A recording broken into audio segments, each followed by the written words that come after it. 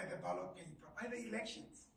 You know, and we said if this is the space that we are playing in, then we should understand the dynamics. And the dynamics, as they said, the devil is in the detail. You've got to see the numbers, then you understand what is it that you are venturing into. In our political landscape, okay, we've got we looked at the 2019 national government elections and the 2021 local government elections, the outcome thereof. And you would see these are the three main parties in the 2019. Together, they accounted for about 90%, 89.1%, the three parties. And those three parties, however, doing less than they did in the previous election. You know, they still account for a large chunk of the voters, right? Don't read too much into their performance in 2021 local government elections. They all drop, but the local government, the hype is not similar as with national, even the numbers.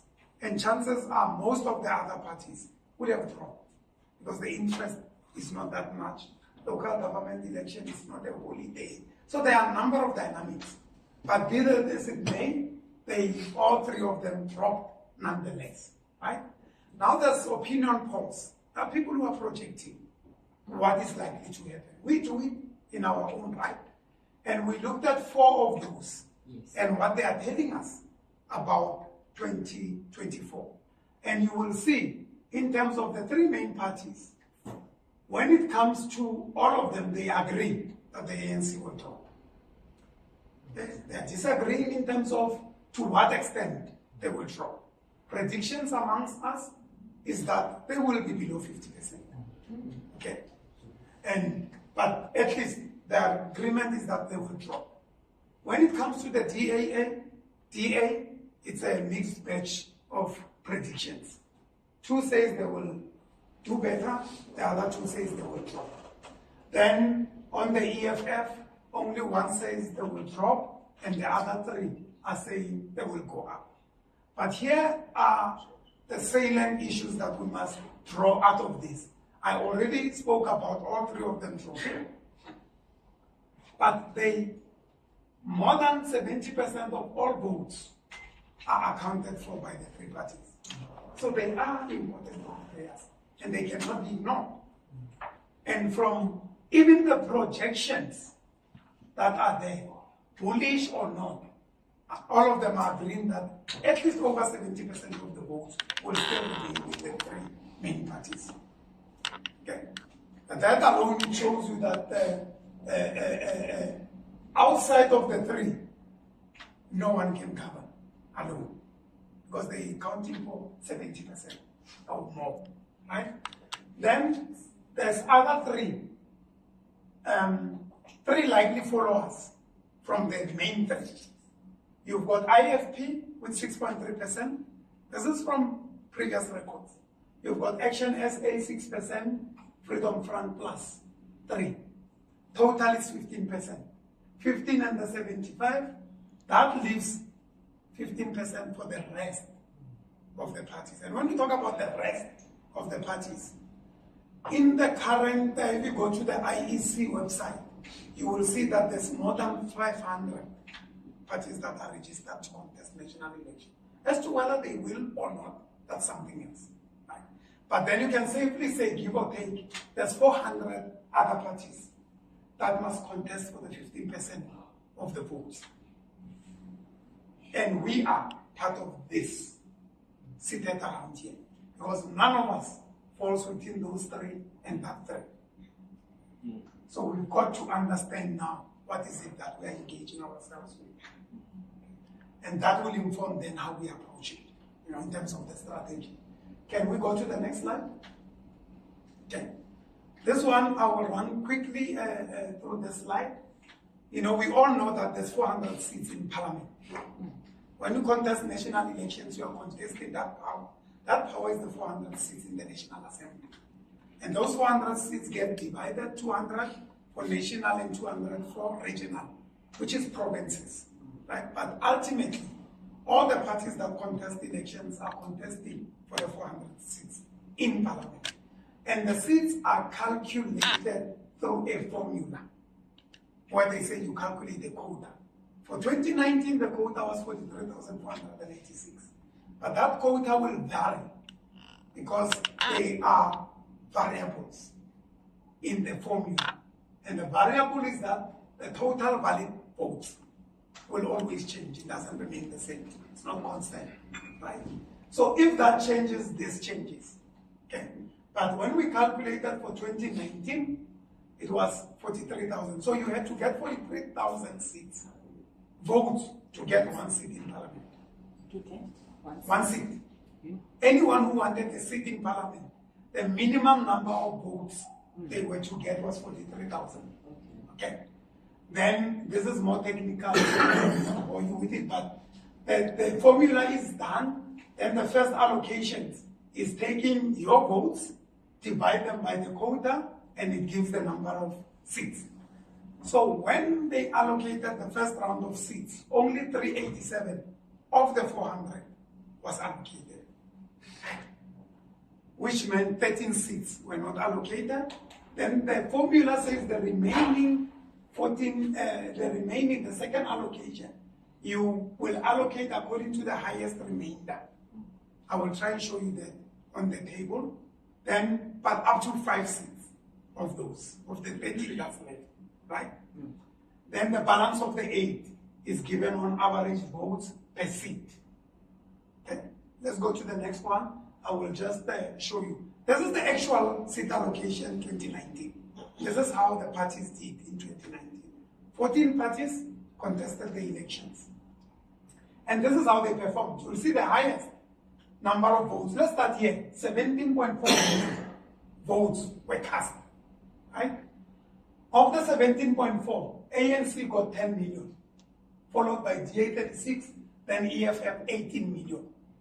Then I will go to the last ones, just to amplify some of the points. AIC got 48,000. Remember we said 43,000 is a seat. AIC got 48,000, COPE 47,000, PAC 32,000 below the threshold, and Al Jama got 31,000. Okay, so this is the seat allocation.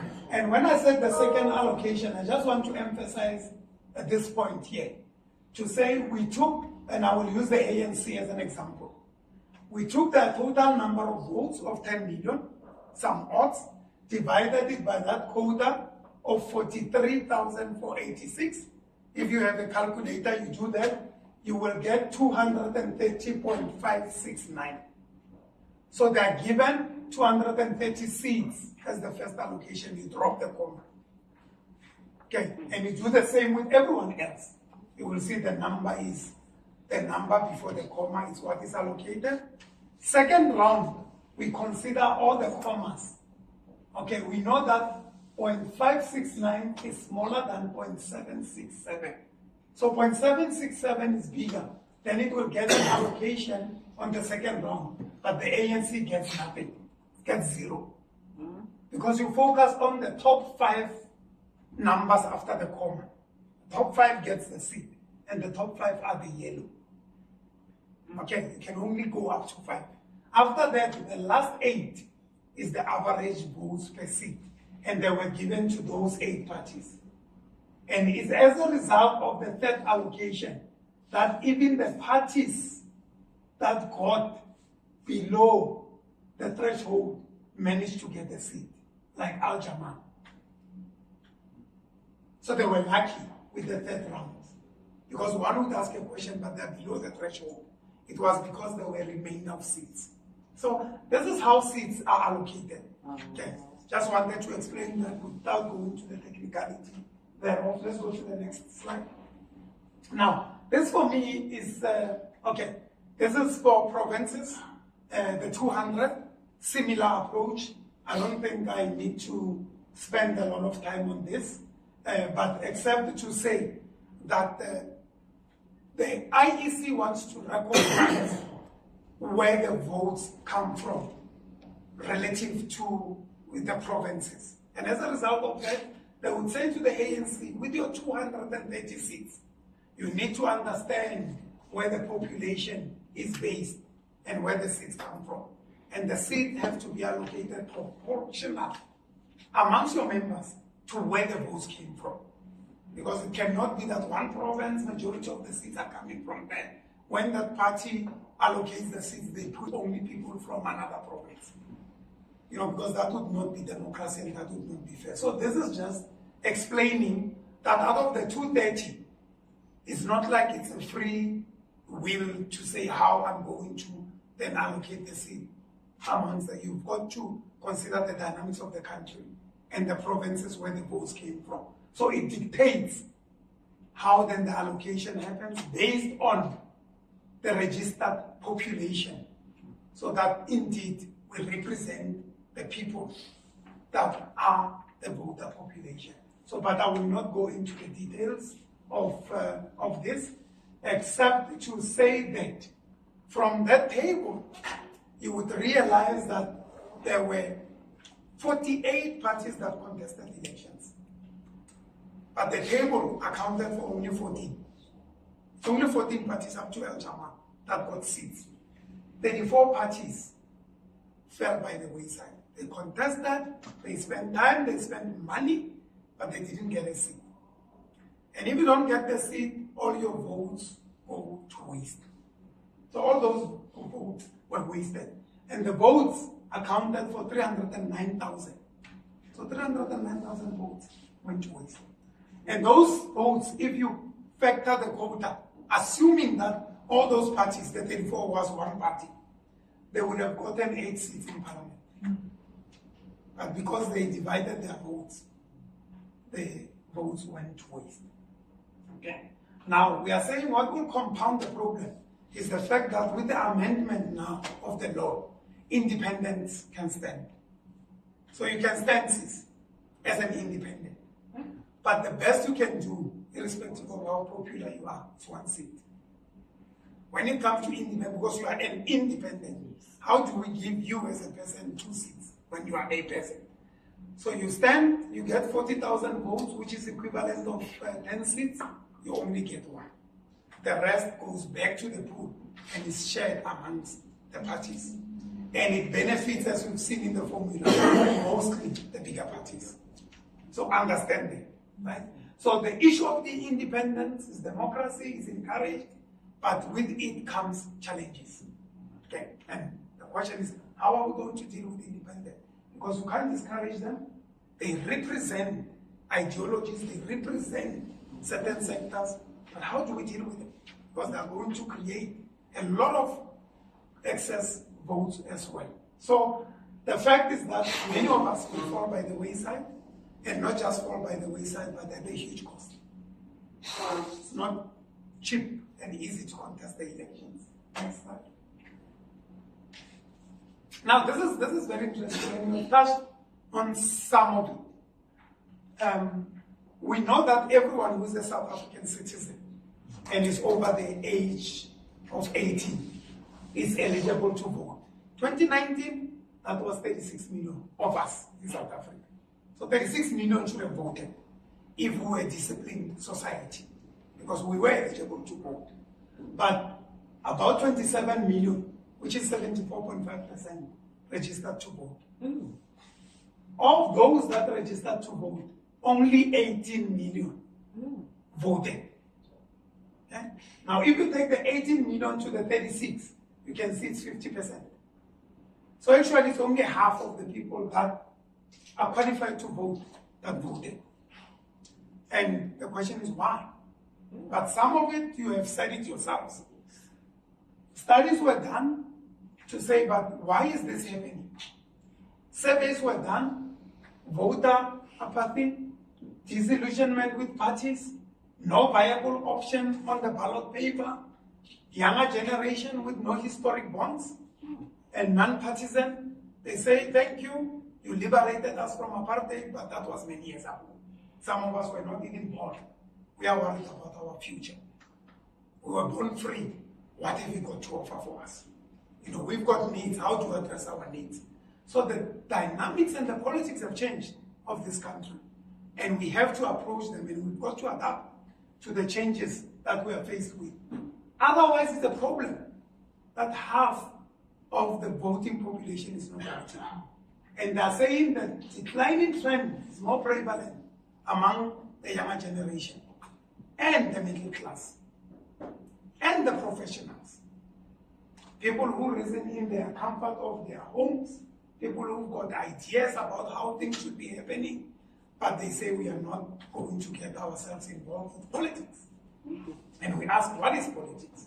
Because it affects all of us. It's about decision making, it's about leading the country.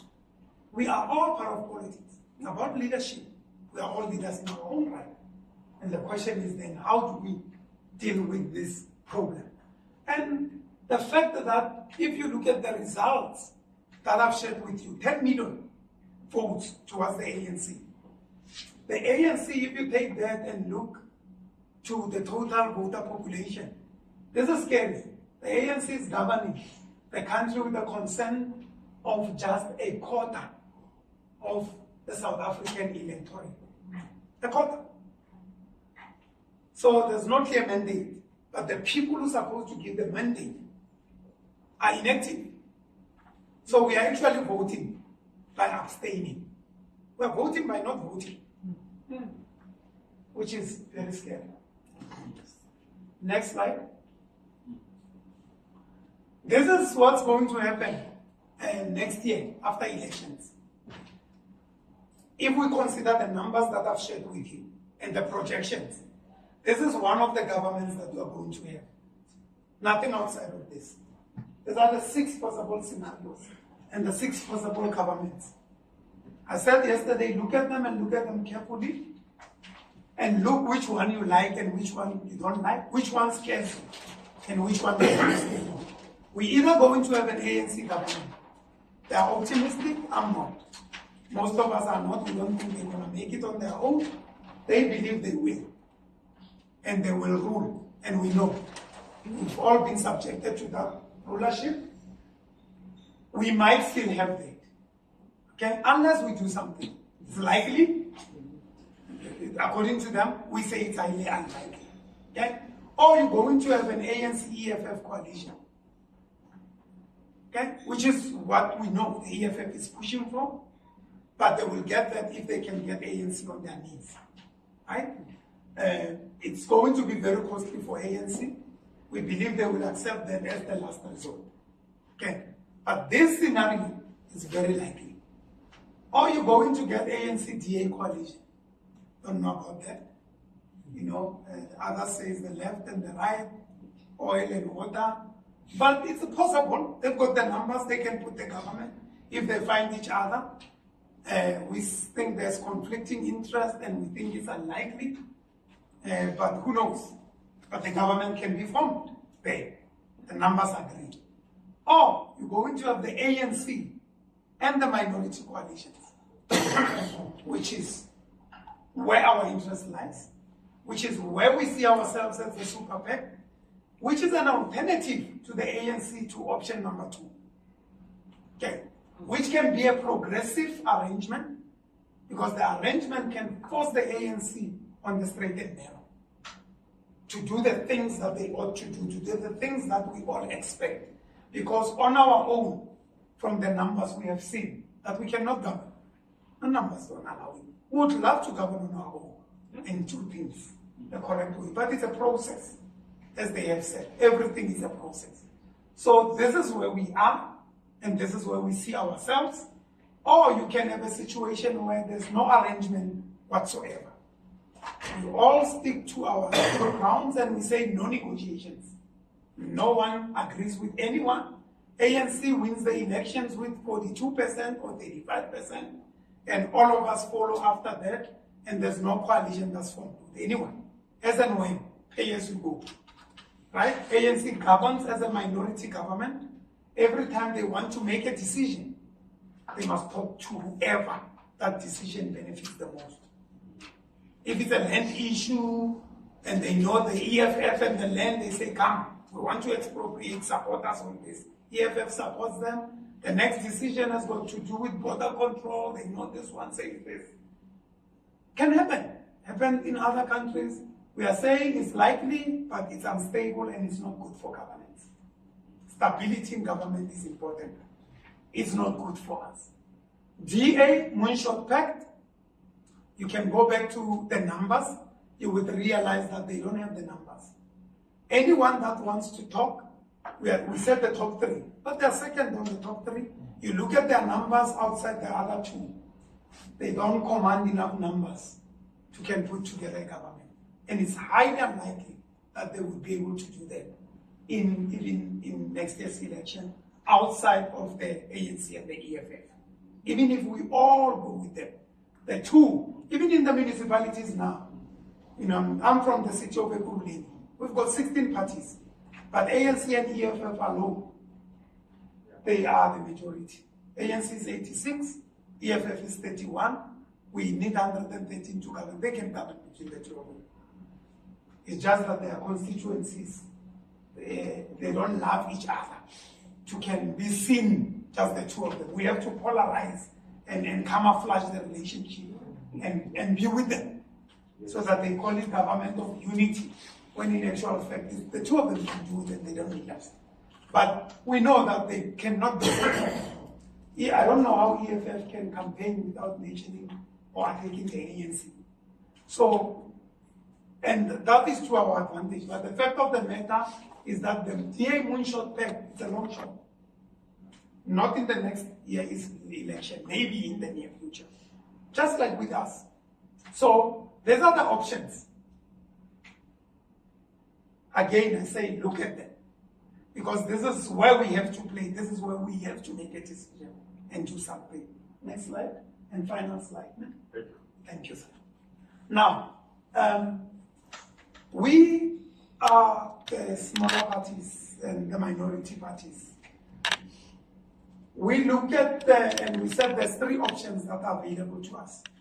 The first option is that here, there's 5 to 10 parties that are part of, so far, this discussion, but there's 400 other parties out there, and many more are being created as we speak, and many more that will come. We can go on our own, spend all the monies individually. Majority, as we have seen, will fall by the wayside, just like the 34 who never lived to tell the day from the previous election, right? And we are saying that's costly, it's unsustainable, there'll be many casualties, wasted votes, and we are very weak individually. I will go back to show you, if you can go back to that slide quickly, the table. When I say we are weak individually, you can see from UDM, that got 2 seats, right? UDM got 0.45% of the votes. 0.1%. 0.4, 0.44, 0.4, 0.35, 0.28, 0.27, 0.19, and 0.18. If you combine all of them, you're getting 1 or 2. Right? And I saw an article yesterday, Daily Maverick, they are calling us the 0.5% parties. And they say, why do we vote for a 0.5% party? What influence are you going to have? What change are you going to? And here, we say the devil is in the detail. Some of these parties here are good parties and they represent good things. But we're still having the problems that we're having today. Okay. So we can perpetuate the status quo. There will be maybe more parties, not 14, maybe 20 after next year. But they'll be hovering in the space. Not point something, 1 seat, 2 seat. Is that what we want? We are very weak individually, and that's why we came together. Let's go back to that slide and I conclude. So that what I was showing you is this, is the status quo. Okay? And you can see it would be foolhardy and it would be once that we go at it alone. Now, option number 2 is what we are doing. We found each other in government. after local government elections. And we've got what we call in Ekurhuleni Super 7, INS1, in minority party coalitions. We made arrangements because we found each other there. Okay? It's helping us, but it's not taking away the challenges here. But it helps us with greater bargaining power. We share common messages so there's no inconvenience. And we prevent divide and rule by the bigger parties. Because they like dividing us. Come to some of us for what they need, when they need it. Next time they go to the next one. So this is not an ideal situation and doesn't take away the problem. But it's a sort of a makeshift to say we are here now. What best can we do to get along? But it's not working. You can see with our cities and what is happening. We are very it's not working. Now that leaves us with last option, which we call the SUPERPACT, where we all come together and think how we're going to approach the elections as a collective. And that's what we said. It's a very bold and brave move. It's a very courageous move. But that's what we want to do. And the question is, how do we go about it? How do we bring everyone on board so that we can do this? It will give us a stronger electoral appeal. That's what people would want. 500 parties. How are we going to say to the people, vote for this one or not that one, when our offerings are similar? I like what someone said here. Even our manifestos, we're going to share them. I'm glad the President Bodi, you shared your manifesto. I'm not opposed to it. When you're ready, I wanted to say Cllr, because what you are offering is what we stand for. Anti-corruption, not non-corruption. We want a better future. Service delivery. We're just using different words. It's semantics. But what would that mean to the voter who has to choose between 400 parties that are saying more or less the same thing and are saying it differently? Okay, we all want a better life. We all want a future for our children. We want a good country that we can all live happily and safely. And this is where we are, and this is what we are discussing as the Pact. Thank you very much, Program Director. I hope I did justice. Thank you so much. In fact, President Makhubele, we then even expanded the list of scenarios that we have. We have number 4 on the chart here, establish a brand that will all fall under. So we expanded from 3 options to 4 options. But maybe to conclude, then it's not me, but the majority of the participants in the meeting felt that option number 3, which is SUPERPACT approach, all in one / hybrid. That's the option that the meeting felt that for our future as political parties in this room. To avoid any further confusion, I will allow our visitors, if you have questions, to engage with the presenter. Just for 5 minutes. I'm mindful of time, maybe 5-10 minutes. If you have any questions, you are allowed to ask them. Particularly around the options that the option that we've chosen, approach all in one. What does it mean at a very high level? I'll allow you to maybe to address that, and we'll take any further questions. Only from visitors, not the leaders that were here yesterday. Before we do that, I have been reminded that lunch will be served. There is a menu template that is circulating.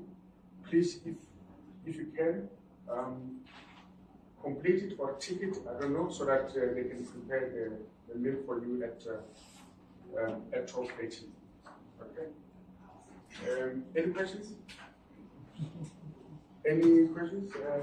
Maybe to start, President Makhubele, if you can then explain what option 3 is at a very high level. What does it mean to the men on the ground, the men on the street? Yeah. No, thank you.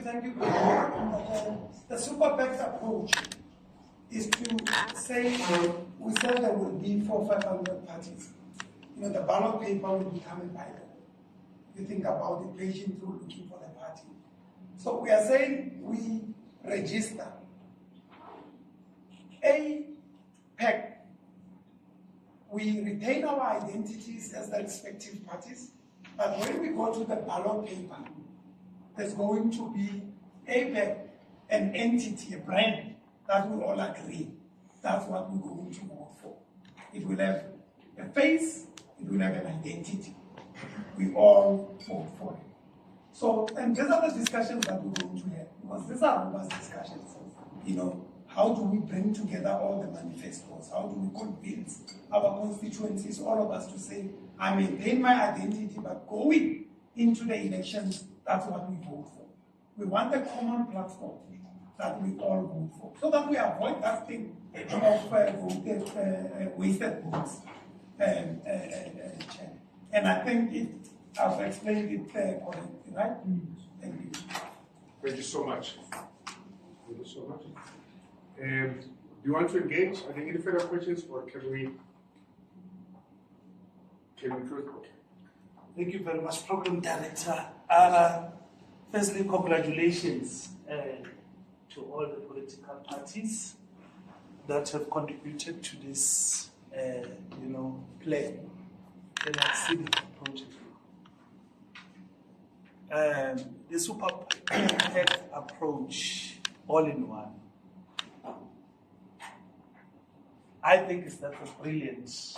I support as the queer community because it speaks about diversity, it speaks about stability, it speaks about the future that we are all yearning for, because what is it of having a government that is just collapsing every day? Then it means that we don't have a country. You know, we are running our country too. So I believe in unity when we join forces to make an impact. Especially, it should reflect the diversity that we see as a country and the demographics that we see ourselves living and coexisting with. So I just want to congratulate you guys, and I would say that the last or the third approach is quite ideal for us, and as a community we support. Thank you.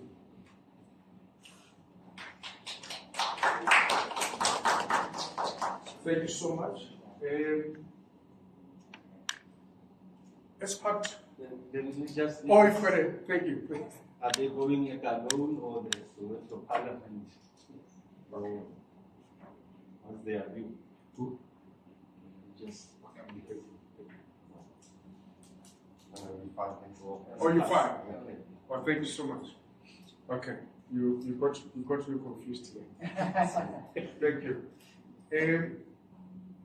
I think we're going to close that item because we have to move on. But as part of the summary of day one, leaders, I've prepared 3-4 slides. That will close day one for us moving forward. The question that we ask ourselves as political parties is that what really brought us here, and what brought us as parties to come under one roof for the past 3-4 months that we've been engaging. Number one, as an attempt to find commonalities, to find synergies as political parties. But most importantly, it is my understanding that there is a problem. There is a problem in the current political climate, or rather a political landscape. And in our attempt was really to find a solution as political parties to address this problem. The slide that I will project here is really my understanding of what you leaders said to us yesterday is the problem. I have used what I call let me just project it. I have used what I call a cause and effect model to attempt to summarize what you comrades told me yesterday, or rather, not necessarily told me, but what you said to the bigger group, that this is the problem, but this is what caused the problem, and this is the effect or the impact of that problem. And I want us to engage the content of the slide. It is my understanding that, as I was listening to you, that the problem that we have is really unsustainable coalition governments. Particularly that we have moved in the era of coalitions. We see what is happening in local government. But the question is that a problem that as leaders you identify, or am I, as facilitator, have I missed it? Right?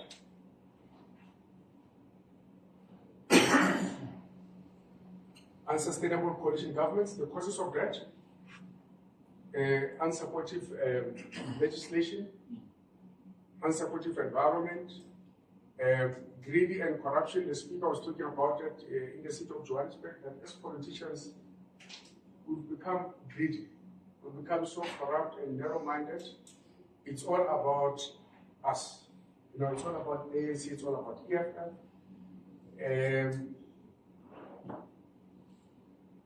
We're talking about a big brother mentality that, the lives of the ANC, the lives of the EFF have really turned into. That it's either my way or a hinder highway. Uncoordinated structures. I've noted you speak, I wanted to say something.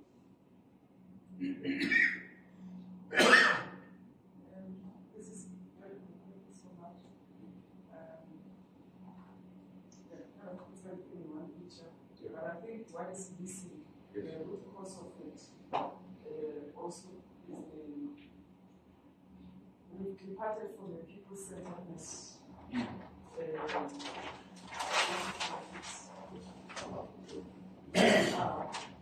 With communities that are saying they will and therefore they will stop voting. And that is one of the results of the unsustainable coalition government. I think we need to have a law that talks to that. Yeah, we are going to add that. It's exactly the reason why I put up this slide, so that we're able to identify the causes and the effects of the problems that we have in government. Because moving forward, we should be able to cognizant of this, but also try to address some of the things that we see happening. So uncoordinated structures, we spoke about legislation, we spoke about lack of trust amongst us as political parties. That's really the root cause of unsustainable coalition governments. We don't trust each other. We fall into wrong partnerships. I think it was important for this group. I've heard the media has been asking, but why have you decided to come together? Why these 5, 6, 7 parties? Why not the EFF? Why not the other parties out there? I think what's important is our partnership, in my view, and as I listen to you leaders, is really based on policy. It's really based on common values that we've identified yesterday, and common principles, and the belief and the common belief of how we want to take the country forward. So we are trying to avoid, come 2024, to be finding ourselves in wrong relationships. My pastor was saying that he's not here, Bishop Makhubele, that it is so difficult to get rid of a wrong partner in marriage in the current landscape. So we don't want to find ourselves with wrong partners that we can't really get rid of in future. So lack of skills, especially in government. I've been listening to some of the comrades here to say, look, how can we have this person being a mayor? How can we have this party leading such a big portfolio. These are some of the things, leaders, that have really led us to be having this unsustainable government. You know, it's okay at local level. It's not okay, but we can afford it. Can you imagine having this thing at the national level in 2024? Every 3 months, probably have a new president because of the emotion of no confidence. It makes a mockery of what President Lekota and them really fought for. You know, spend their years fighting for this democracy that we are enjoying in this present time. President Mujabi. No, thank you, Chairperson. You're making a good point, but we must coin it correctly. South Africa does not have a problem with skills. In fact, we've got abundance of skills. We are exporting skills as a country. The problem is we are deploying the wrong people. I don't know how to put it. Lack of skills in public sector or in government. Yeah, no, in government and public sector. I'm saying we don't have, South Africa does not have a lack of skills problem. We choose to, we hate excellence. And we even overlook it deliberately. Whether through cadre deployment or I don't know what to call it, but we deliberately choose to put the wrong people. Well, that's for selfish reasons, but skills are abundant. And I wouldn't agree that we have that problem as lack of skills. Thank you. We've got a blessing in fact, when it comes to skills as a country. We will take it off. I'm happy with it. Yeah, but no, quite it. Don't remove it. Put it for what it is. I don't know how to put it. I don't want to reduce it to cadre deployment. I'm trying to say that we deploy unskilled, Yes. unqualified. Yes. Deployment of unskilled. Yes. Yeah. I got it. We haven't shared deploying their own people. We haven't captured that, so we'll also have it. Yes. Any further input? The effects of these things, it's bankrupt municipalities. We see that. We hear about this in Makhubele, we hear about this in Tshwane. I don't know about the city of Joburg. You guys are so quiet. I don't know if you are bankrupt or your bank balance is healthy. We're still hoping we don't find out. We're still going to find out. I'm saying we're still hoping you guys don't find out. Okay. Before we devise a plan. If Ekurhuleni is bankrupt, Yes. It's not about. Yes. We are in the minus. Minus 800 million. because we are in a better position. Yes. Yes. Yeah. And yet we are That's it. That to this point. People don't understand that when you say you govern for them, you say that the people must govern for the welfare of the people. They think that they are placed there so that they can steal as much money as they want to steal. Yeah. Now we need individuals in there who understand that you are there to work for the people, not to exploit what the people, the tax that the people pay. And to understand that the money you employ is not your money, it's the money of the people. And you will be paid for the work that you are doing, not pay yourself by stealing. That is a central issue. Leadership must be understood to mean serving the people, and the people will reward you. Look at the income now of members of parliament. When you compare with other nations, it's shocking how much money is going into individual pockets. When you look at the total tax people pay, and you look how Europe, if you look at Great Britain, huge amount of wealth they have and so on. But look, we competing with them salary-wise. Now, how do you explain that?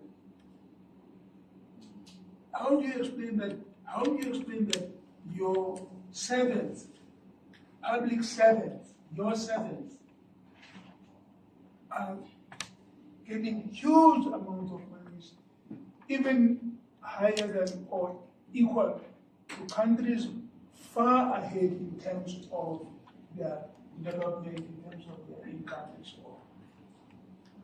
What must go to the people? What must go to the people? Nothing.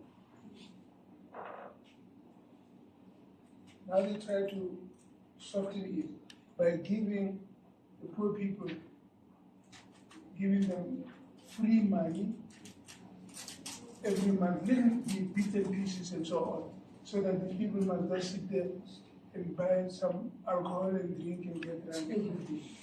They are not working, they are not cleaning the street, they are not doing anything. You're just giving them money so that they must be saying, oh, this is a good president, this is a good minister, and so on. That's what. But no human being needs that. Actually, human beings need to be active so that they are healthy. They are healthy, they can do exercise, collecting their waste, their food having there, and so on. It keeps them healthy. Now you give them this money free, so they must sit there, drink and get drunk and then die.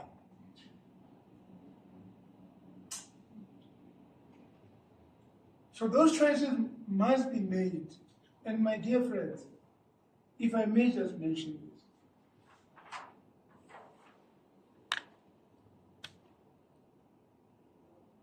we must run affairs, government, in such a way that we make it possible for people to live longer. And when you give people something, when you build them proper roads, when you give them proper housing, when you give them medical care and things like that, very many of them will live long, very long. Look at the Chinese. Almost everybody must work. And they actually encourage excellence. Excellence. It's a long tradition the Chinese established. With excellence, many of them live long life. 100 years is nothing. They live long life. You look at the leadership that they have. Long lives and so on. Because everybody must have something to do.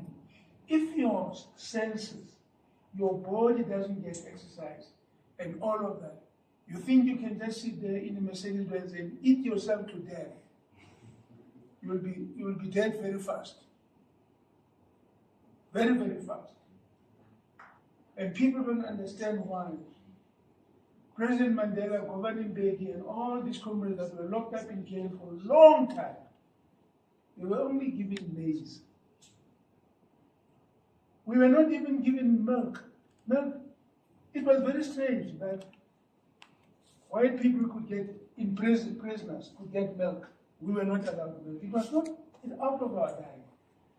Not in the diet of the Africans. You could only on Robben Island was only whites, colored, was only colored section, Africans, Indian section. Only the males were there. African political prisoners there. All the white prisoners were here in Pretoria prison. What do you call it today? Now, when the women who were arrested for politics were locked up in Kroonstad, that was the Robben Island of the women. When it came to what we had to eat, we were not allowed to have milk. Even when we are born of our poor mothers, they still have to give us milk. There's milk from the givers. Africans had cattle here, and they were milking. Milk is one of the central diets of African people, but it was not the diet of the prisoners, African prisoners. And when it came to meat, you got a box of matches size of, say, pig fat, 5 fleas, right? Steak fleas. That was what we had. And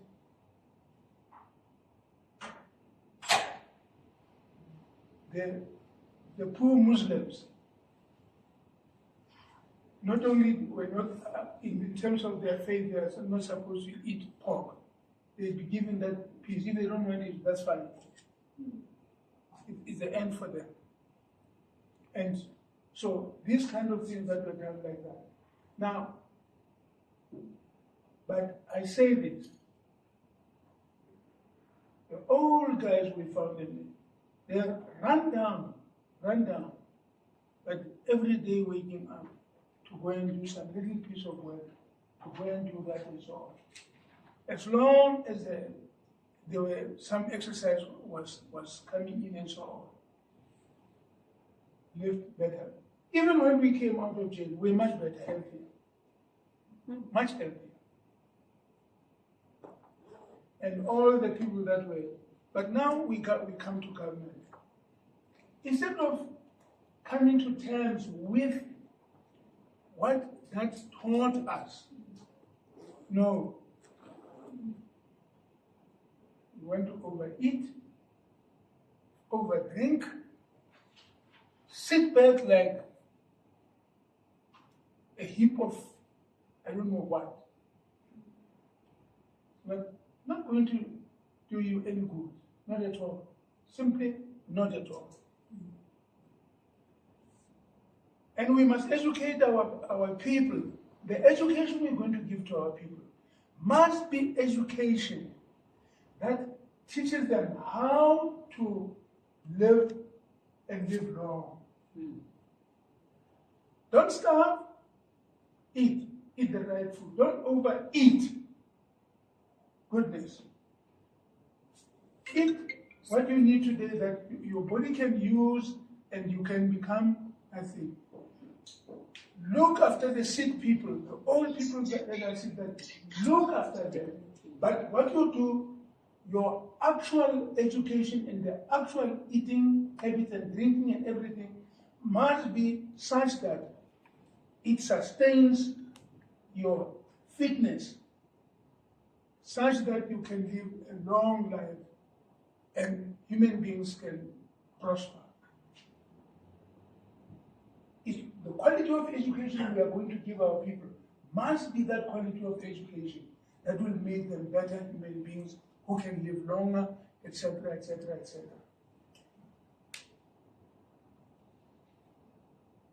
Don't be proud of a huge helping time that literally makes that your knees knock against it when you try to walk.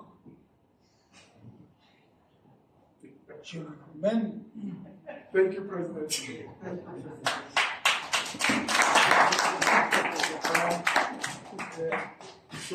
So that she may start to participate, I want to introduce the Deputy President of BOSA. She joined us the bit late. Madam, you're welcome. It's a pleasure to have you here. Thank you. Yes, we've got visitors that you are not part of this, but I think they've had you. The Deputy President of Build One South Africa. Pleased to meet the visitors. Okay. I will not say anything further on the slide. I think we've deliberated on it. It's clear. What I'm leaving you with is that we have to be aware of some of these issues. As we move forward, we do not want to be part of this, and these are some of the things that we would like to resolve. Okay? They will also on the slide provide a summary of all the salient features of what I think you leaders have said yesterday. It is my interpretation of what I understood. Now the question is that, am I wrong? If not, let's also engage quickly so that we move on. The mission for the SUPERPACT, as an outfit, not necessarily for the country, very qualified for that, is that we want to be, if it happens that we go into coalitions, South Africa go into coalitions, we want to be part of the government. Right? Being part of the government, it will mean that we have to obtain a certain number of seats. I want us to level it. That is our target. What are we looking at? Can this group define that? Or do we need to go back and maybe we shall be able to do that? I know at some stage we're talking 10, we're talking 20, some are talking 30. And with what we have, with our capabilities, and being a political commitment from all of us, a clear vision for the 2024 elections, I think we defined that. And a technical partner like Blackprint and some of the partners that will come on board, can we attain our mission? That's really the question. We did try to define the vision. I want to summarize the vision that we defined yesterday into just one line. I will share the slide with all of us, and I think then we can also then obtain feedback from various political parties. I'm cognizant of the time. I also want to move from this slide, unless leaders you have anything to comment on. Okay. President, you want to say something?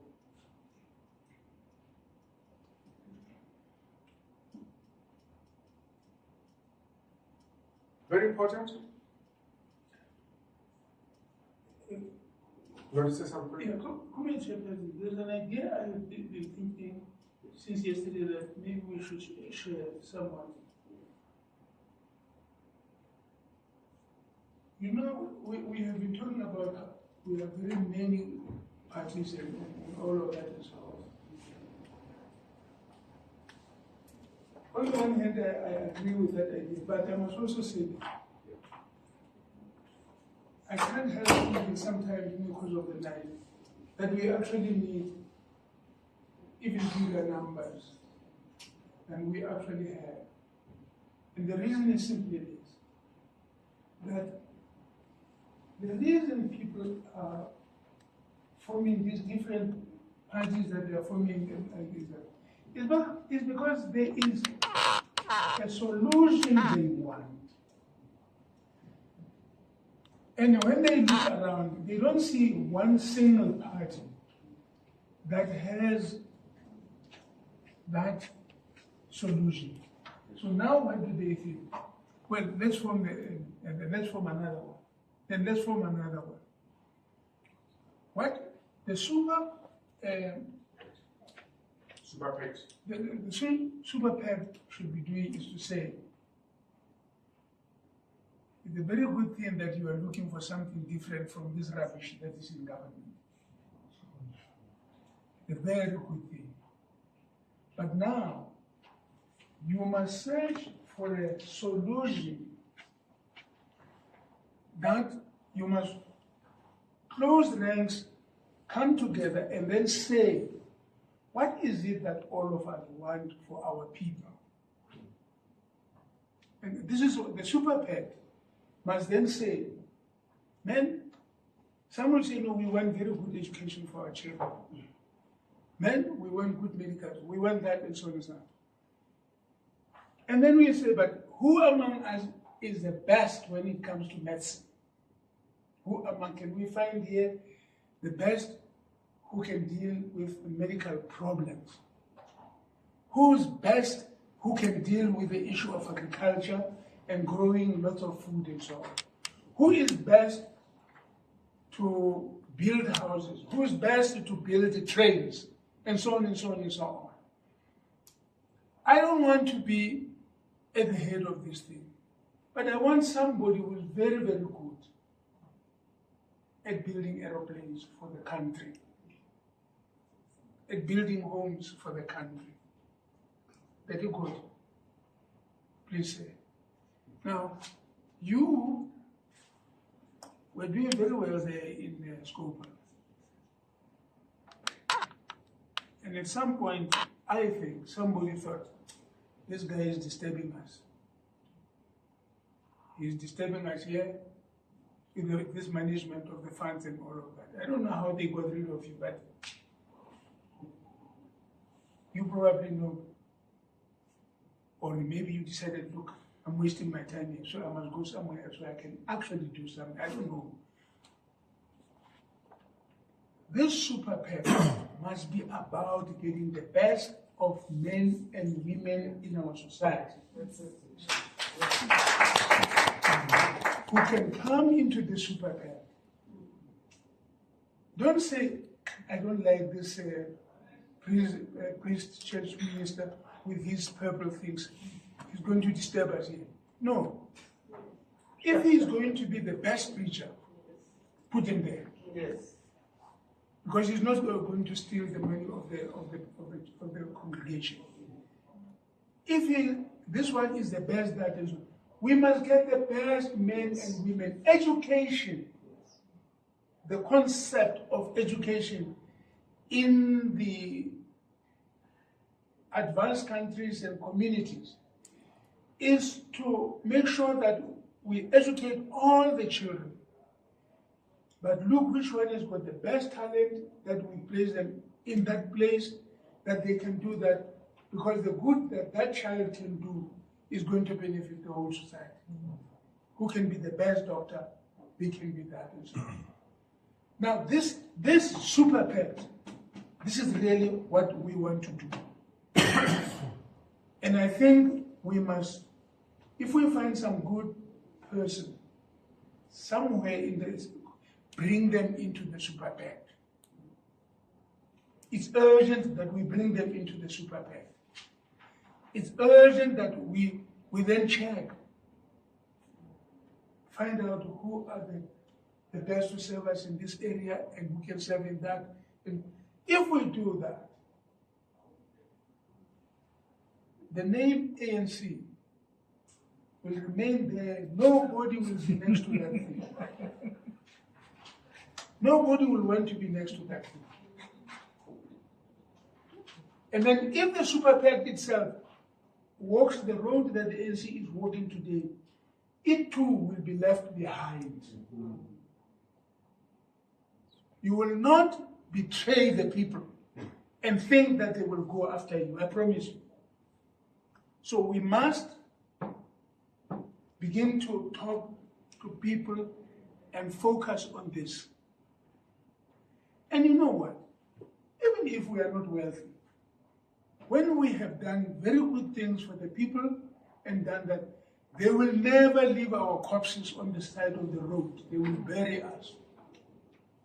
We are not rich, we are not wealthy, but we have done the good things for the people and so on. They will look after us when we are no longer able to look after ourselves. Thank you, comrades.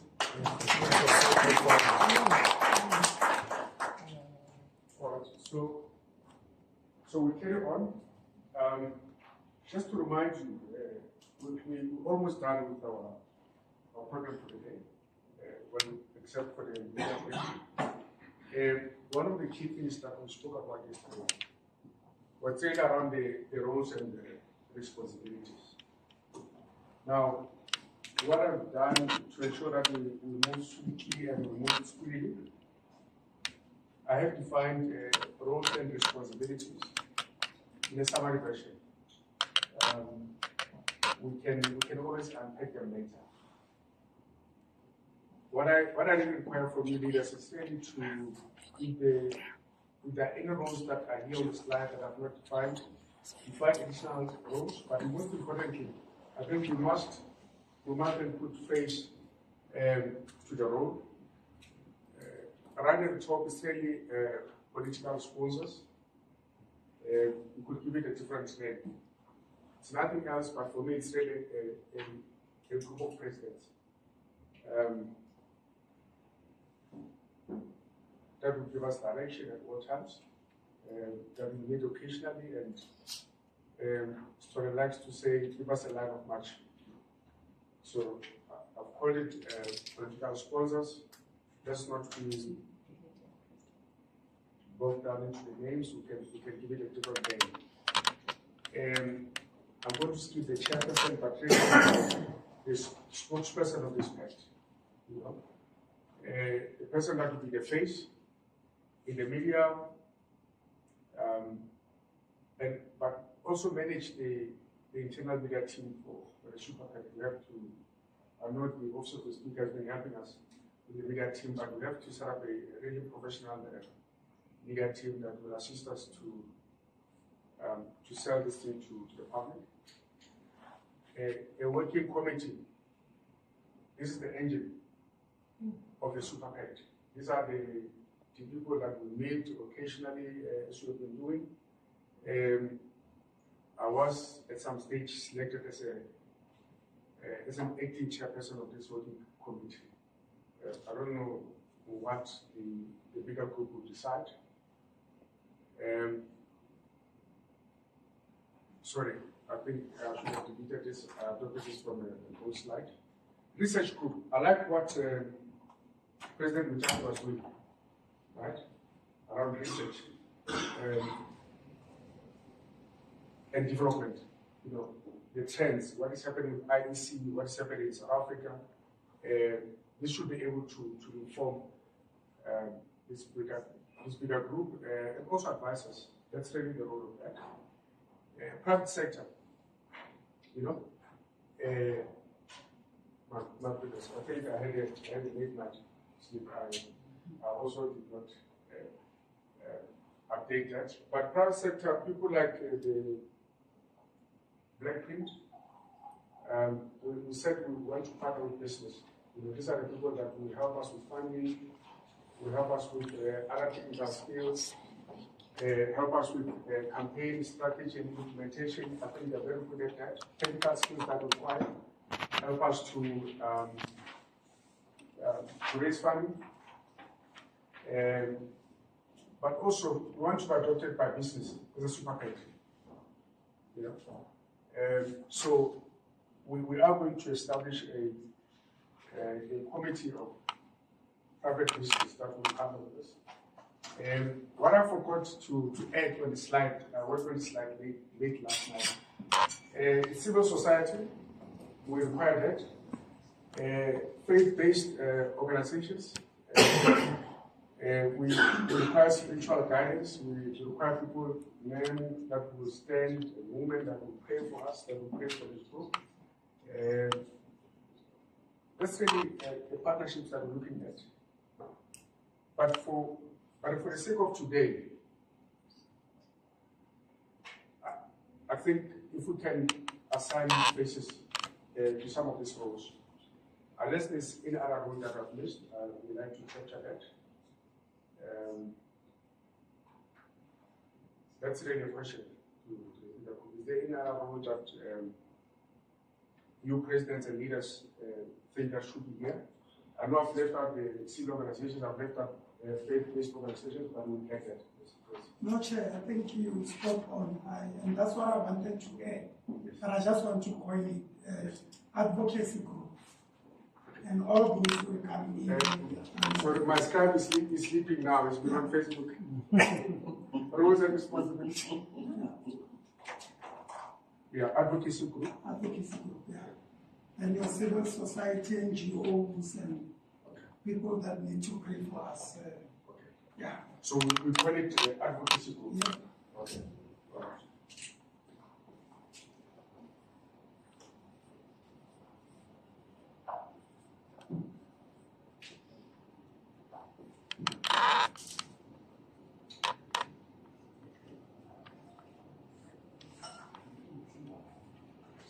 Advocacy group. What else? So under advocacy group, we say those are civil society, faith-based organizations, NGOs, Region G, Spiritual Parliament, Right? You fall under activity.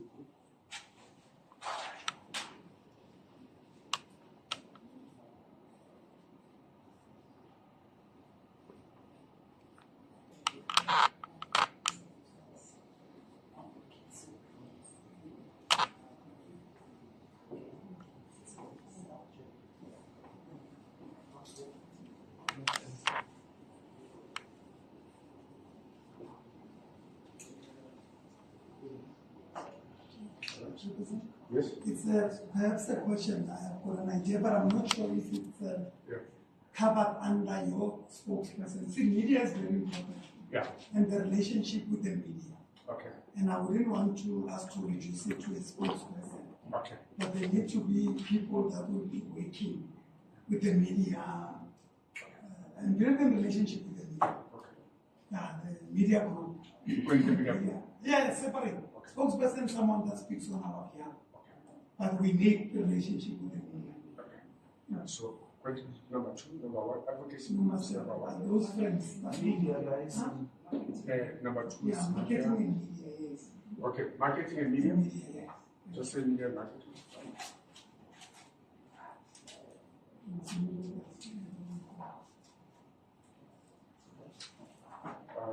What else? Bishop? Programs. Yeah, Bishop? Yeah. Okay. Yes, we see all these structures, which is very good. But I'm not sure if already we discovering anything that can specifically task to the youth, something that will make us to have youth activeness in our strategy. Okay. I'm not sure, but yeah, it just comes to me that we also need to have something that will be, giving a youth a space to play in our organization, seeing how much young people are discouraged and excluded, hence they don't even see the benefits of voting. Okay. Thank you, Chair. I'm going to note that, but I'll put it on our package. Because I'd like us to address that really as our second layer for this one. Because if you open it into that direction, someone will say now we need what does AIDS have? Veterans. The veterans movement, and the women movement, and, yeah. So maybe that would be a second layer of what we want to achieve here, but we will note that and package. Okay. Yeah. Please, I was going to suggest that for now, let it be under the advocacy group. Because in the women activities, so let's package it there. Okay. And, yeah. Is it right? Thank you. Man. So let's call you man. I just want to understand as to, are we finalizing everything or I'm still coming back? Because we are now allocating roles and responsibilities. It's something that is not existing yet.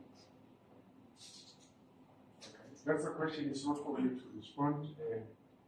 I'm just a facilitator.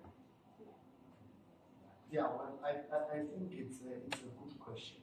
It's a good question. What we are doing, we are putting a framework, mapping the direction where actually we are heading. I'm not sure if, in short, my answer is clear.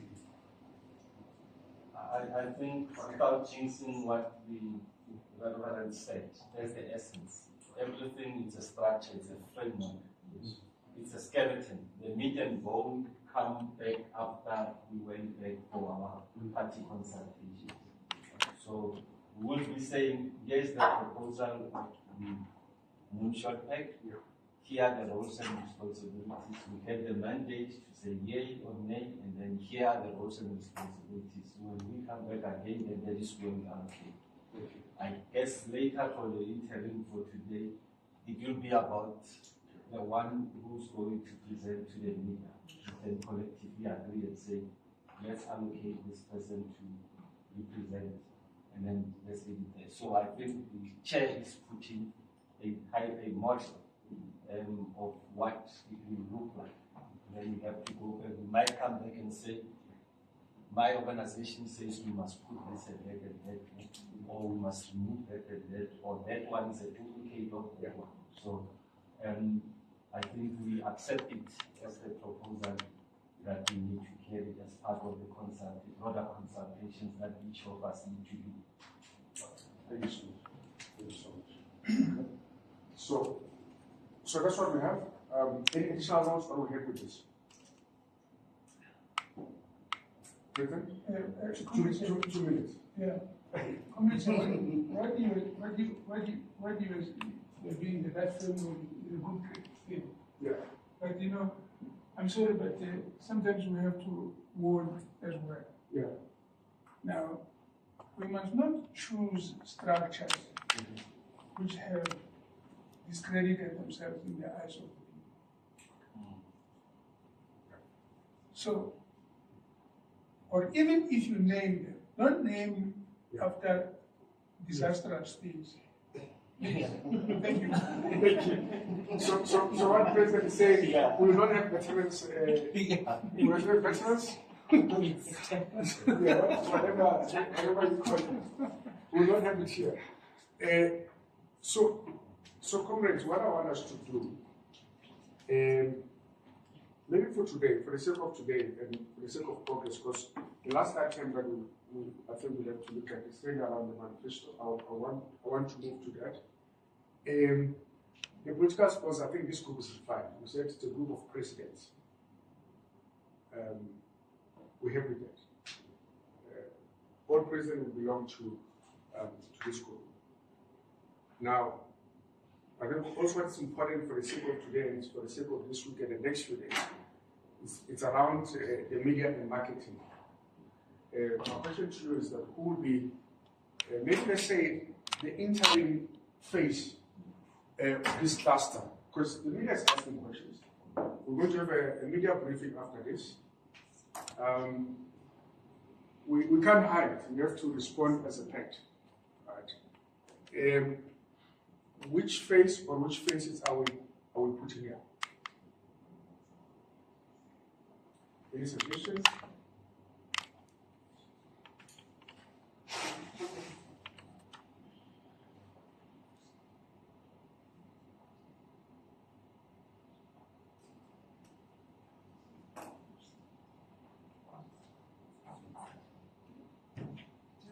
Yes. Yes. I think this discussion we can have it ourselves and not the visitors. Yeah, so let's park this for now and then we'll wrap up. When the visitors are not here, we can have the discussion. Yeah. Because it's just, we will talk about it. Okay. All right. Is the suggestion I seconded? Agreed. Agreed? Second. Seconded. All right. I just want to visit our agenda to check where we are. There are one lights how I are. Universal responsibilities, but it's fine. We don't want to reinvent the wheel and duplicate lessons that everyone says. Yes. What hasn't worked. Yes. And we are putting it as a structure. Okay.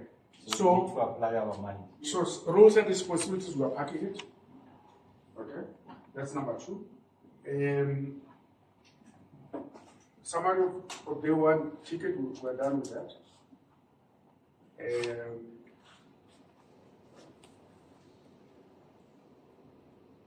Critical success factors, it's fine, we can pack it for later, it's not really an issue. We'll pack that. So it means for now, before the media briefing, we left with a summary of each party manifesto. the time is 12 o'clock. I've been advised that those that slept over at the hotel were given up until 12 to pack your bags and leave the room. I don't know if we've done it, all of us. Have we checked out? Have we packed our bags? How many of us still have to check out? Okay, so it's just 3 of us. Okay. So what we'll do, because it's just 3 of us, we'll not break. We'll allow you to go and check out, and you come and join us. Because I think the next hour, I just want us to focus on the summary of each part of my question. Okay, so that we can find some commonalities there. We can get to Yeah, maybe what do you call it, speaker? Will you break? 5 minutes. 5 minutes? Yeah. Yeah. Okay. Each political party. I have requested that how we're going to do it. We don't want details. We want it in point form so that our staff can capture your points. Please don't try to explain what corruption means. We know what corruption means.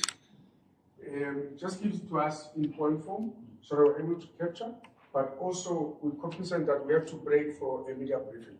All right? I've been requested to start with APC.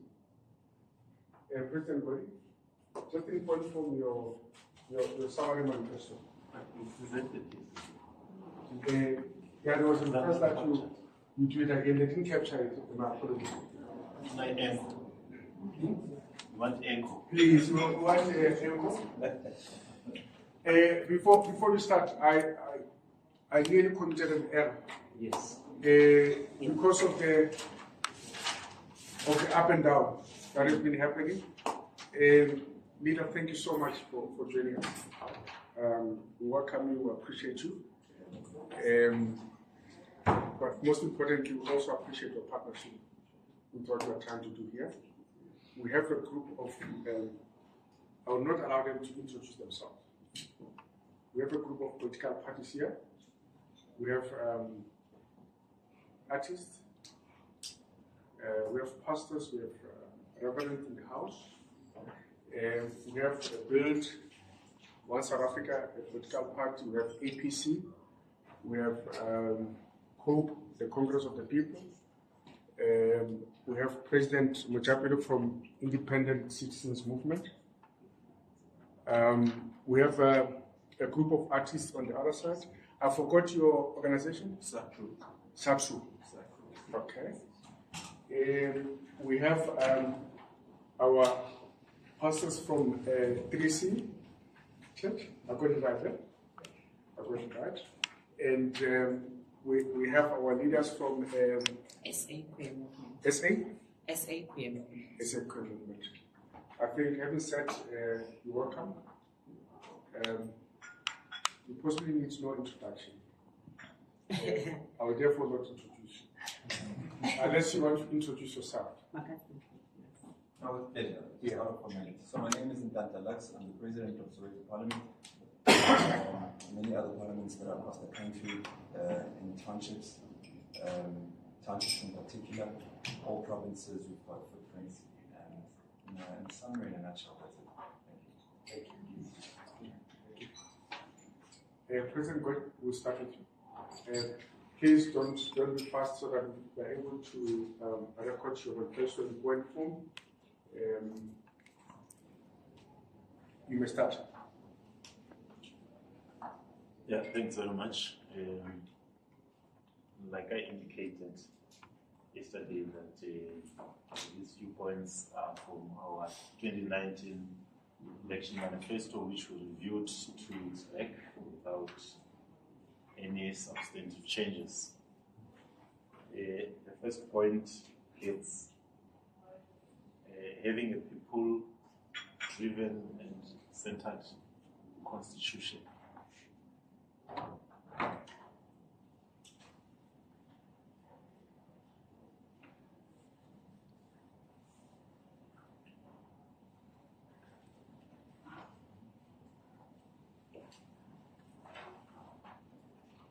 nationalization and socialization of the land.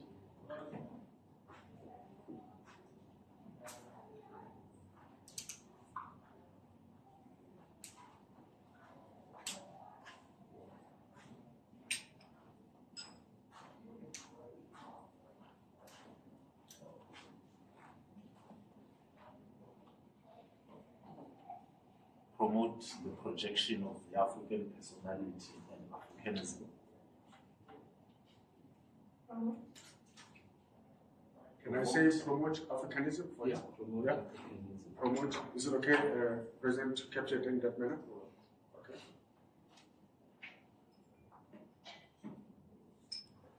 Another one? Prioritize agriculture and mining. Agriculture and mining.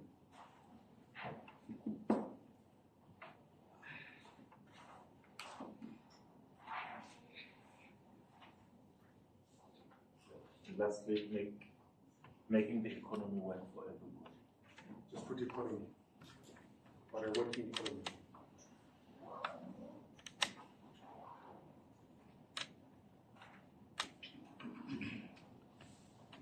Yeah, I'll say that.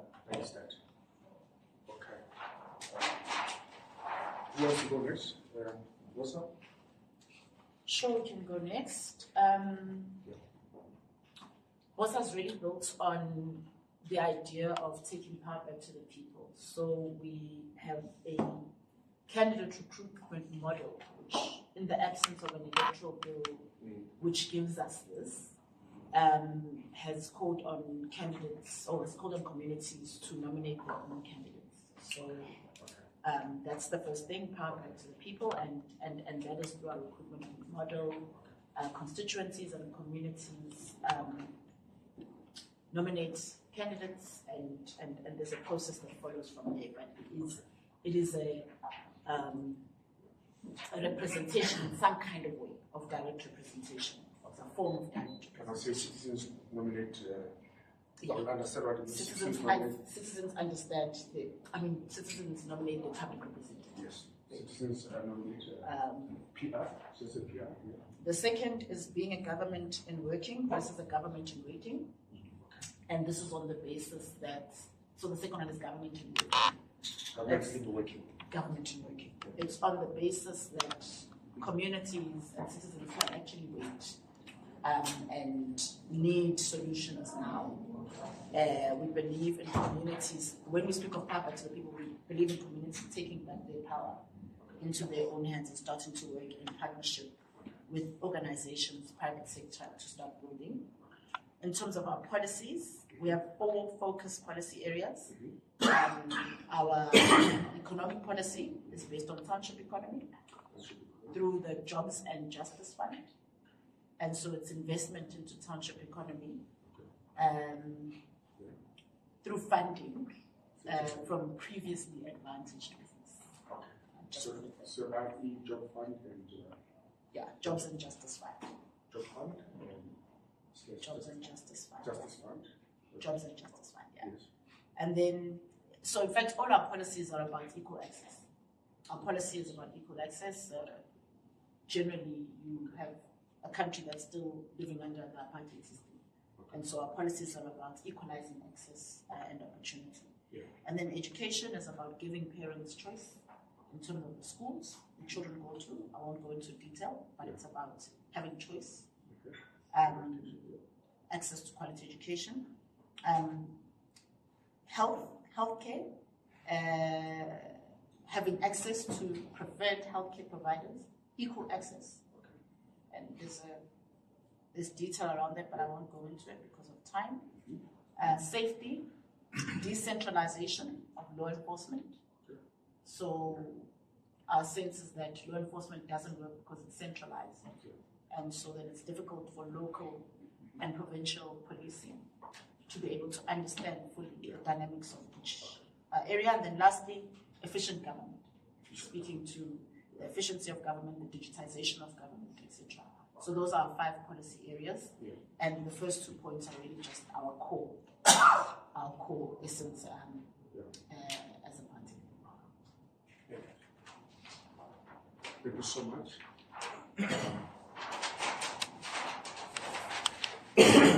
ICM?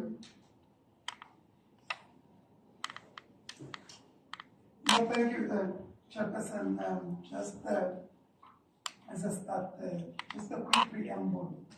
I will go to the 9 key points quickly, but needless to say that ICM was founded on complete values and religious principles, Okay. and it was conceived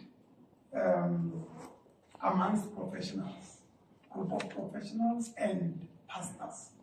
It's important that we understand that, then you'll understand when we say what we say. And we had judges, lawyers, and engineers, people who were concerned with the state of the country. And it's as a result that we then founded this movement, Independent Citizens Movement. And we say we are independent in mind, but we are united in diversity, which is why we are here, right? We've got what we call a 9-point plan, as indicated, that you will find a lot of similarities amongst the manifestos. The theme of our manifesto was taking power back to the people. Okay. And we explained when we contested that number one is that you need to have the presence. So we said power back to the people. Power back to the people, right? Okay. You need to win as many votes or seats as possible, because that's what matters. That's where the power is, right? That's number one. Number two, you must include professionals, people with special skills, and people with special needs. We've heard from our group from the Cllr community. We're saying everyone on board. Number three, we say take politics out of government decision-making processes. Right is right, wrong is wrong. Not politicized decisions. Number four. Okay, so we say take politics out of public sector? Yes. Is that okay? Public service. Out of public service. Yeah. Sorry. Number four, we ensure the independence, ensure independent and representative oversight by the legislature. Independent oversight. Yes. All right. Speakers are talking about that. Yeah. Number five, clean up the system and get rid of fraud and corruption. Otherwise, you are building on something that's already compromised. Bend the boats, get rid of all the nonsense, and we can talk. Strengthen the communities and organize them into committees and forums. Yeah. Can you say empower communities? Empower communities, strengthen them, yeah, they must be organized. Strengthen communities. No one is coming to save us, and no one is coming to save communities. They themselves can save. Yeah. Yeah. But they must be organized. Okay. That's fine. And we said we need to provide the service delivery that the people deserve. Just a service delivery. Last but one, deploy creativity and innovativeness to build the economy. I think it's the same as efficiency. Hmm?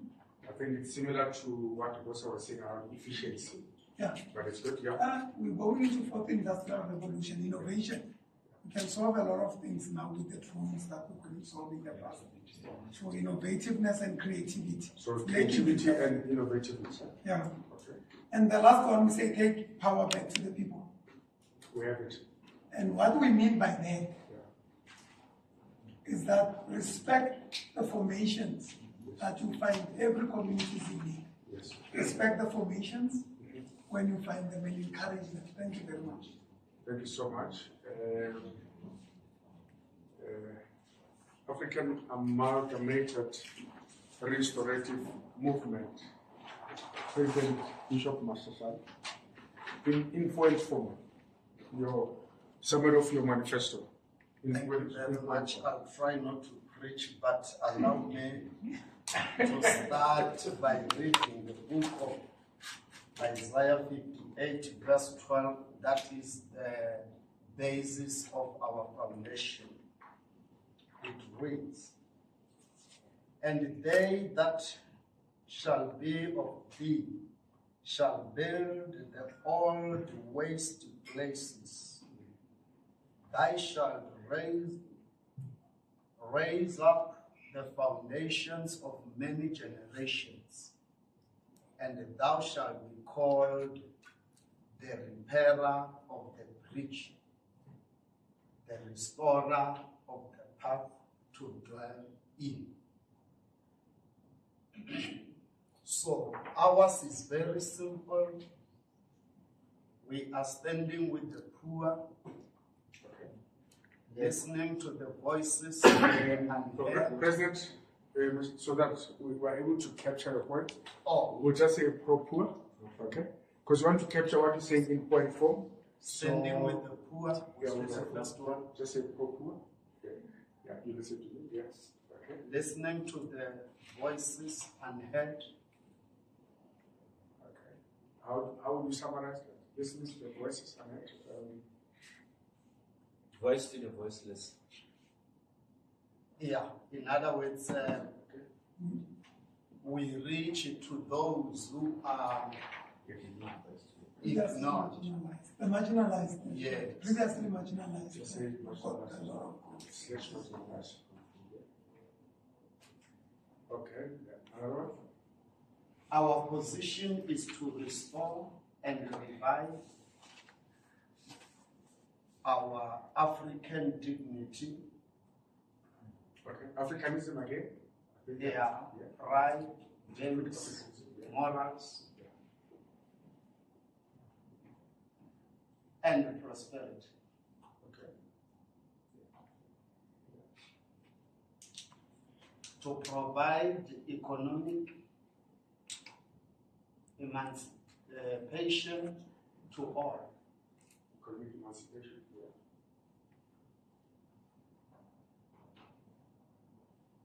Being obviously to fast track the delayed economic empowerment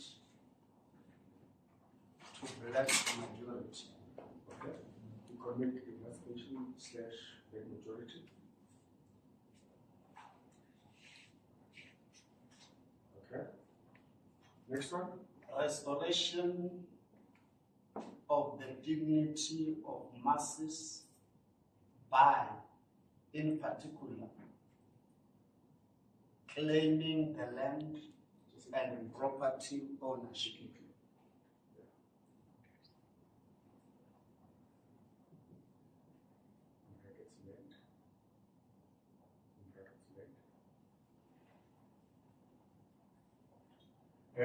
President, you said land and?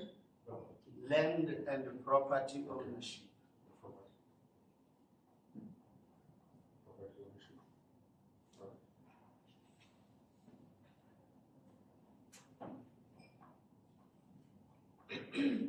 Next one.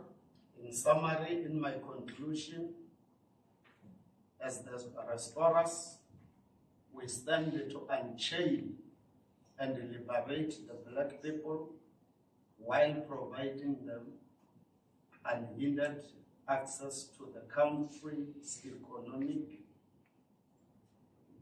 for their own development and prosperity. Can I say liberation of our people? I thank you.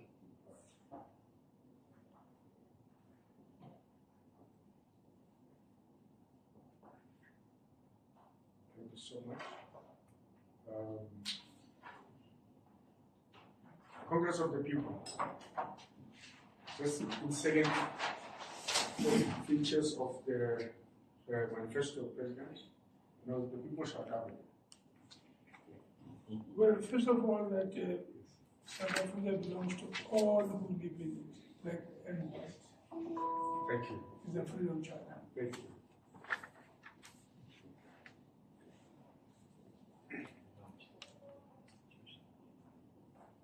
Secondly, the land shall be shared among those who work it. Land shall be shared amongst those who work it.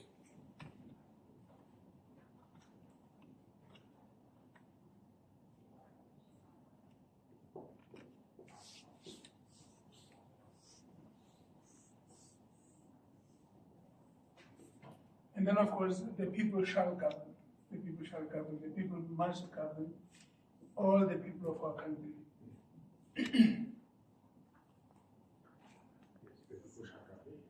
I think those should be sufficient for purposes of the moment. Thank you. So powerful. I relate to that. That's why I'm a member of COO. Thank you so much. The president allows me to add 3 pillars. Do that. Yes. Yes. We've got 3 pillars that have stayed 4. First, accountable,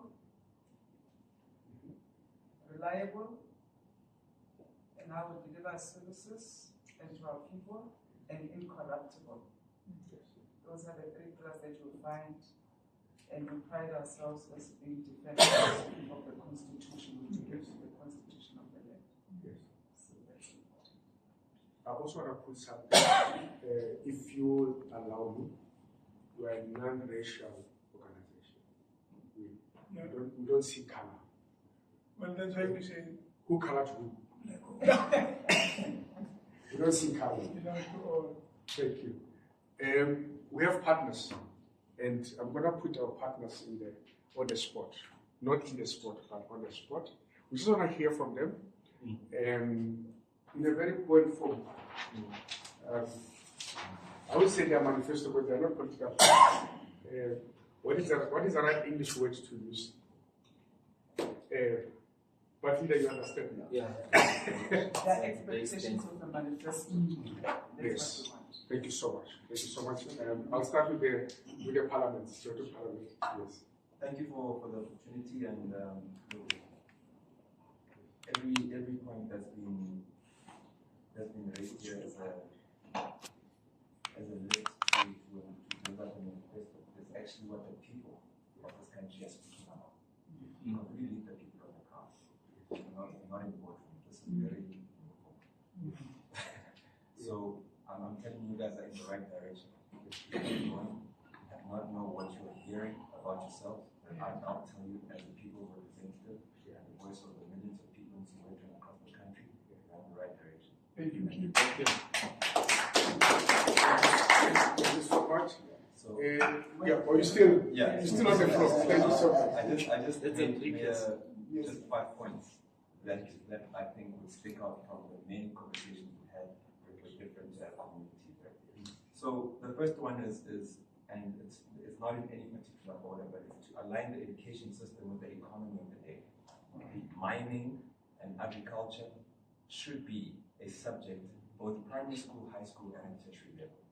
We cannot be in 2024, 2025, and still have people who understand our economy better than our own kids, because we cannot teach them about the economy. We want to capture that, align education to the economy of the day. Mining and agriculture. Yeah, just in brackets, mining and agriculture. Etc. ICT. Yeah, we'll expand on that. Okay. And the second one is again speaks to education, and we ought to have a skill-based education system. Skill-based. Yeah, and just a small background. I know it's 1.4. Yeah, the foreigners issue becomes a big thing in the country, but when you look at it for what it really is, and you just put it on the board, it's a competition of competence. Our young people are not competent. That's why you'll find people who rush into the South African space and take over the low-hanging fruits of the economy. Because I built a house in my as young as I am, I could not find South Africans that are competent enough to do the most basic things. I'm not saying they're not there, they're hard to find. So we really need to see and look at ourselves and before we point fingers elsewhere. So the third one is faith-based education system. So faith-based education system is very important because once you have it speaks to discipline. I was lucky enough to go to a Christian school. Yeah.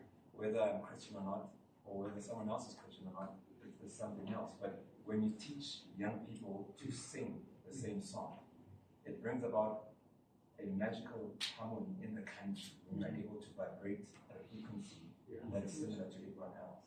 And so I think that is very important to the unity of this country. And then the fourth one is qualification and competence in governance instead of Cllr deployment. Say it again for me. Qualification? Yeah. So it's qualification and competence based governance. Speaking to governance. Instead of Cllr deployment, employing each other. I'm just saying because we're shooting AKs in Angola together, that can't be competence. So, and the next one is communities must occupy parliament. We can't have a parliament that repeats the same thing over and over and expect a difference. It's time for communities to occupy parliament so that communities can represent themselves. Because the current structure and systems are such that politicians will deploy people in parliament to represent the voters, and such people don't even know that some communities or a group of people exist. How do you represent communities that you don't even know exist? So it's time that communities rise and their leaders and occupy parliament. That's the pure decentralization of power that the system was talking about, and that's it for now. So thank you so much. It's so interesting that we so much different but so aligned. In thought and how we want to build this thing. And where are the artists? Huh? Where are the artists? You want them to sing now. You'll close for us. I think you did say it in detail earlier. But maybe you'll close for us. I want to jump on to Ceci. Not